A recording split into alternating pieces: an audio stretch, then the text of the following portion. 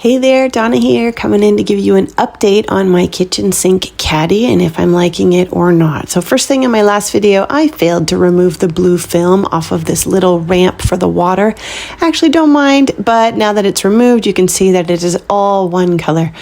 The thing I love about this is it's all adjustable. So I can literally create the right size sections for whatever it is I might need to place in here.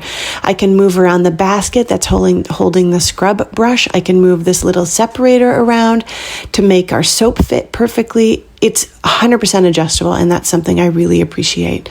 So this is the basket. I currently keep a tall scrub brush in it because it's a taller basket, but it fits anywhere in this caddy, so that's also a nice to have.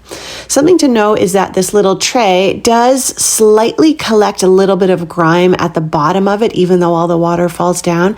So just like anything in the kitchen, it needs to be cleaned once in a while. It's easy to remove and clean, and something I want to point out is that the edges of the tray flip up so that water also doesn't fall off the sides of this. It is absolutely keeping the back of our sink clean, which I love.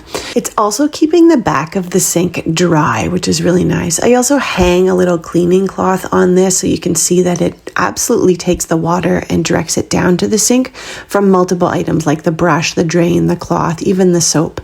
Overall, this caddy has kept me so much more organized. It actually makes my sink area feel clean, and I can, as said, adjust it if I decide to get a new soap bottle, new scrub brushes, or new cleaning tools. I can make any adjustments I want to make space for those tools specifically. Overall, I give this kitchen sink caddy 2 thumbs up because it's helped me stay organized.